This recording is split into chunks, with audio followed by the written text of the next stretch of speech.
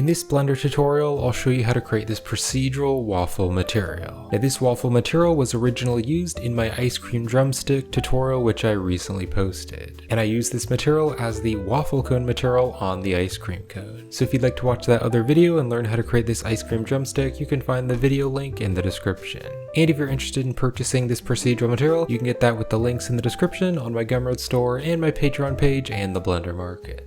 Now I have this texture coordinate outside of the node group because I'm using the UVs to place the texture on the object. And I'm using the UVs because it has a specific pattern and I want to be able to UV unwrap the pattern onto whatever object you're adding it to. But of course, if you want to switch it over and use the object coordinates, you could do that. But I'm going to use the UVs. So then we have the noise scale. This is just a bit of noise over the entire material. Then we also just have the waffle scale, and that's the size of the waffle squares. And then we have two base colors, so color 1 and color 2. Then we also have this toasted amount, so you can see if I turn this up, it looks a bit darker and a bit toasted. And then we also have the toasted color. Then we have the roughness of the material, and then to make it look a bit more soft and look more like bread and more like food, I have this subsurface turned up. And then we have this squares distortion value, so just to make it look a bit more random and natural, I can turn up the squares distortion. Then we also have the thickness of the squares, and then we also have the smoothness value of the squares. Then we have a few bump strengths, so we have the noise bump strength, and then we also have the squares bump strength, and then finally we have this displacement scale, and this actually pops out the waffle squares. And if you're interested in purchasing this procedural material, you can get it with the links in the video description. You can also check out my ultimate Blender procedural material pack if you'd like to purchase all my materials. You can also purchase my procedural material packs, which are packs of 10 materials. You can also purchase any of my materials individually on my Gumroad store. And to learn how to create more materials, you can check out my Blender procedural material tutorial playlist.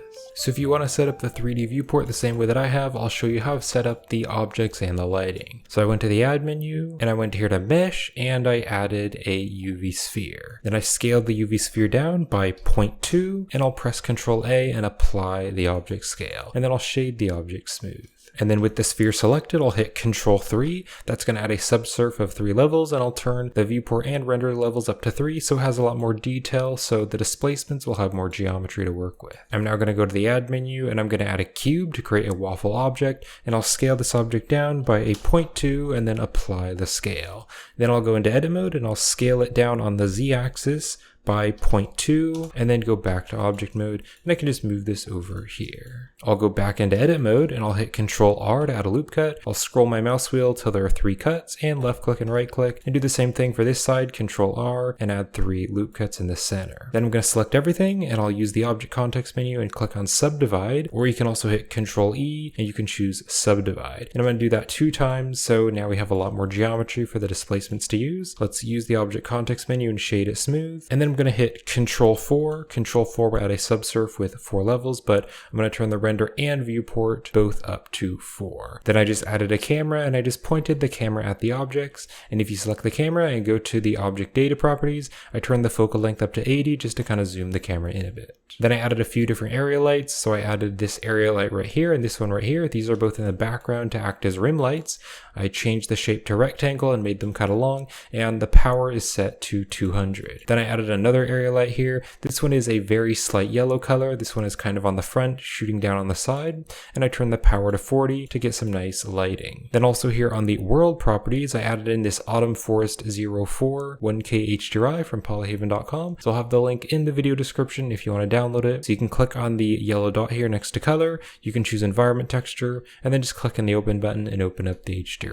Then you can go here to the render properties, and on the film tab, I'm going to turn on the transparent button, and that way in the rendered view, you can't see the HDRI in the background, but it's still going to light the scene. I'm also going to be using the Cycles render engine because I'm going for realism, but you can use Eevee if you want to. Let's also go down here to the color management tab, open this up, and I'm going to use the view transform of AGX, and I'll set the look to very high contrast to make the colors more contrasted and saturated. So I'm going to click over here to go to the shading workspace, and I'll go into the rendered viewport mode. Let's make this smaller, and I'll make the side panel smaller so we have more space, and I'll select the object. Let's add a new material, and I can rename this to waffle. And I will click and drag and drop the material onto this object as well, so they both have the same material. And then I'll also be using the Node Wrangler add-on, so if you don't have that enabled, you can click on Edit and you can go to the Preferences, and then on the Add-ons tab, just search for Node Wrangler and just enable the Node Wrangler add-on. So let's start by creating the waffle texture. So to do this, I'm going to search for a brick texture. And we're just going to drop this down here, and I'll Control-Shift select the brick texture, preview it, and with the brick texture selected, I'll hit Control-T to add the texture coordinate mapping.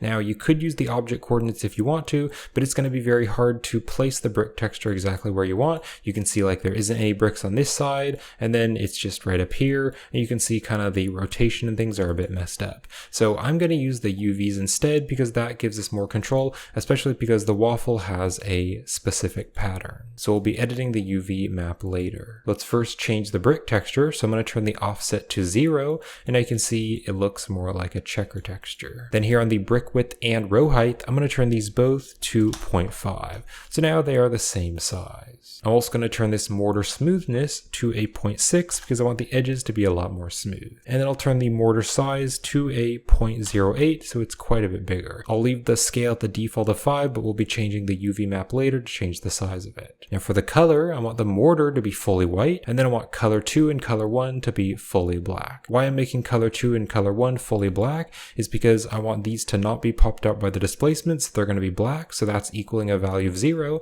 but then where the white part is, that is where the displacements are going to pop out of the mesh because white equals 1 and then black equals 0. So just the white parts are going to pop out of the mesh. So now we can fix the UV unwrapping because this is kind of messed up. So let's click over here to go to the UV editing workspace, and I'll go into the rendered viewport mode. And what I want to do is select everything in the UV editor, and I want to scale it up, and we're going to scale it along the x-axis and just scale it out like that so there isn't any stretching. So I want the squares to be square shaped, not rectangle. And then you can also scale it up and down. I'm going to make it a bit smaller, so something like that. Then for this object, I'll go into edit mode and I'll go to top view, and I'm going to zoom in here. I'll just select everything and I'll hit U, and I'm going to do the unwrap project from view. So now it's looking flat down. And then what I can do is select the UV island here, and I can scale it, and I can move it in. I'll go back to top view, and I'm just going to scale it just like that, maybe scale it up a little bit more, and just bring it in like that so that there's the white on the outline, but then on the inside there's all those squares. So make it nice and even just like that. So now we have 4 squares this way and 4 squares up and down.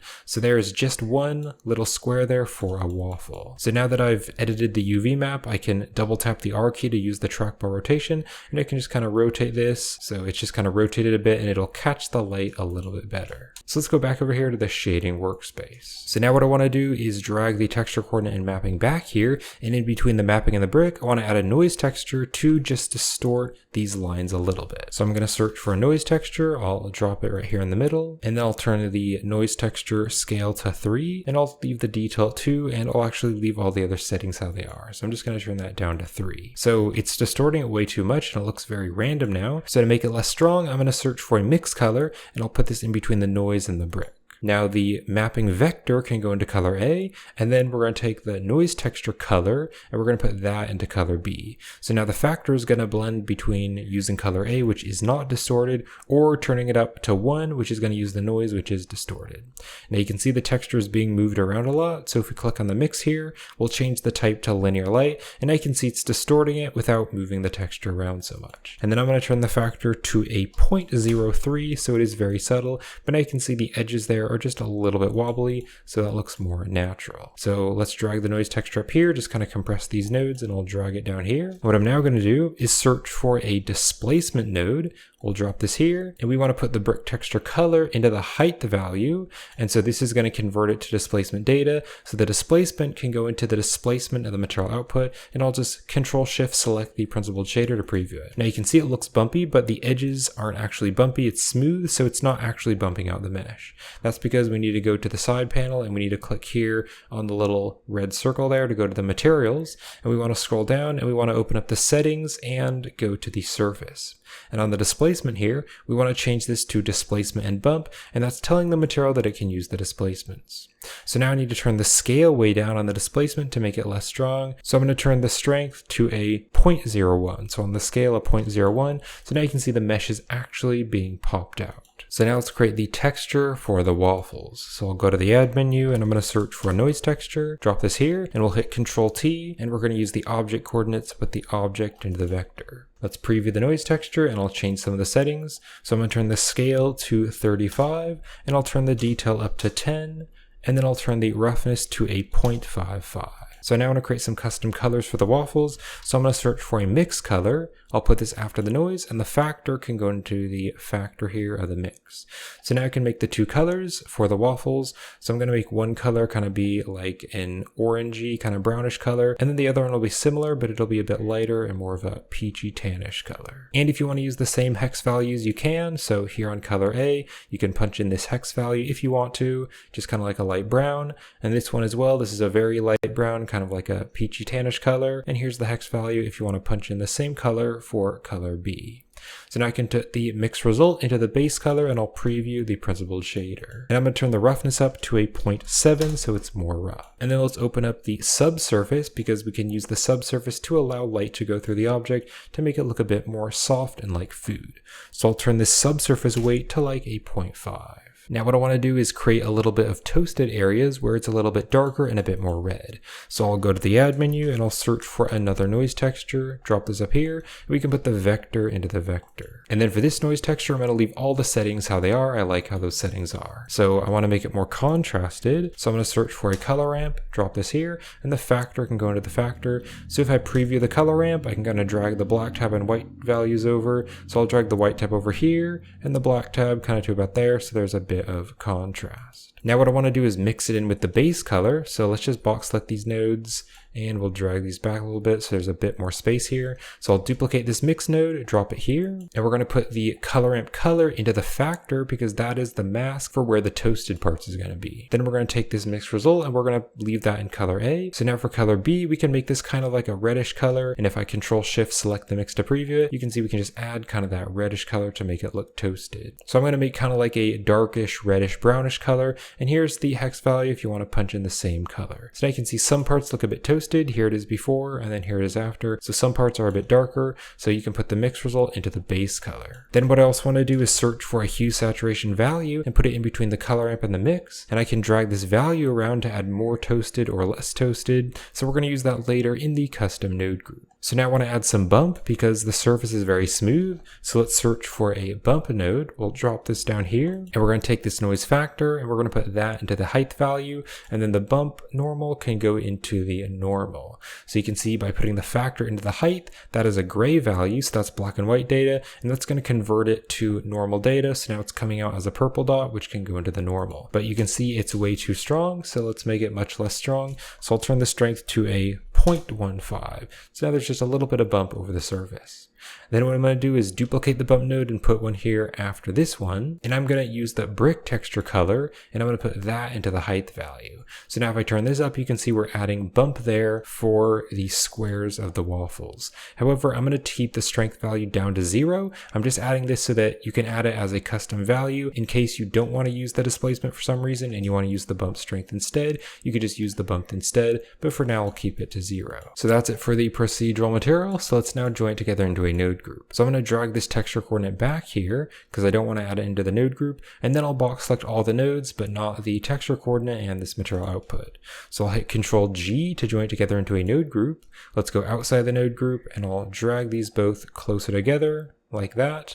Let's zoom in here and I'm going to drag the node group out so it's a bit bigger, drag this over here, and I can copy the material name and paste it here into the node group. So let's hit the tab key to go into the node group, and I'll hit the N key to open up the side panel, and I'll double click on the BSDF here on the group sockets, and I'm just going to rename that to shader. So outside the node group, you can see it says shader just because I like that better. So we'll go back into the node group. So now we have this group input and we can plug up all the values that we want to control them outside of the node group. So I want to control the scale of the noise texture, and so this mapping is plugged up to both of the textures. So the scale value will control the size of both of the noise. So I'll put the scale into the extra socket. Let's drag this down here and I'll double click on this to rename it, and I'll rename it to noise scale. And then if I go outside the node group, you can see it's 3 values, but I just want it to be 1 value. So if we go back into the node group, let's change the type from vector to float. So it is 1 value, and then I'll turn the default value back to 1. And then if I go outside the node group, we need to turn the noise scale back to 1.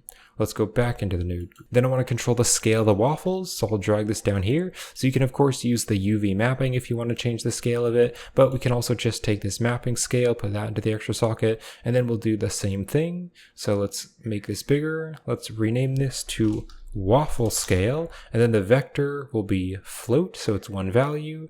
The default value needs to be 1, and then if we go outside the node group, the scale needs to be 1. So now we have a noise scale, and then also the waffle scale, and then you can also use the UV map to adjust the scale. Let's now add the colors, so I'll drag the group input right up here, drag this down here, and we'll put color A and color B into the extra sockets, and let's rename these to color 1 and color 2. Then I want to control the toasted amount, so let me just replace the noise texture here, and we need to take the hue saturation value and put that to the extra socket, and I'll write toasted amount. So outside the node group, this is going to add more toasted or less toasted because it's making it look darker. Then we can add the toasted color, so let's bring the node group over here, and we'll take this mix color, put that into the extra socket, and this one I'll rename to toasted color. Then let's also add the roughness value, put that into the extra socket, and let's control the subsurface, put that into the extra socket, and I'm just going to rename this to subsurface instead of subsurface weight. Then let's control the distortion of the waffle squares. So if I drag the node group right down here, let's take the linear light, which is controlling the distortion. We'll put that into the extra socket, and we'll rename that to squares distortion. Then let's control the square's thickness. So the mortar size is going to make it thicker or thinner. So we'll put the mortar size into the extra socket, and that'll be called square's thickness. And then we can also use the mortar smooth to make it more smooth or less smooth. So we'll put the mortar smooth into the extra socket, and we'll rename this to squares smoothness. Then let's control the bump strengths. So this first one here is the noise bump strength, and the second one here, that is the squares bump strength. So I'll put the first one and the second one, put those strength values into the extra socket, and this one will be noise bump strength, and the other one is going to be squares bump strength. Then I want to control the displacement, so we'll take the displacement scale, put that into the extra socket, and I'll rename that to displacement strength. I'll drag the node group right back over here. I can hit tab to go out of the node group and hit the N key to close the side panel, and now we can just review the final material. So we have the noise scale, we also have the waffle scale, and then you can edit the UVs here or use the object coordinates if you want. And then we also have the colors of the waffles. We also have the toasted amount, and also the toasted color. We also have the roughness, the subsurface, and then we have the squares distortion to make them look more random. We have the thickness of the squares, we have the smoothness of the squares, and then the noise bump strength, the squares bump strength, and then finally the displacement strength to pop out the mesh. So that'll be it for this video, so I hope you found this helpful, and thank you so much for watching. And if you'd like to purchase this procedural material and help support the channel, you can get that on my Gumroad store and my Patreon page. You can also check out my Ultimate Blender Procedural Material Pack if you'd like to purchase all of my materials. And you can purchase my procedural material packs if you'd like to just purchase packs of 10 materials. And you can learn how to create more procedural materials by checking out my Blender Procedural Material tutorial playlist here on YouTube. And as I mentioned earlier, this material was originally used in my ice cream drumstick tutorial, and in that video we used this material to create the waffle cone material on the ice cream cone. So if you'd like to check out that video, link will be in the description. But I hope you found this helpful, and thank you for watching.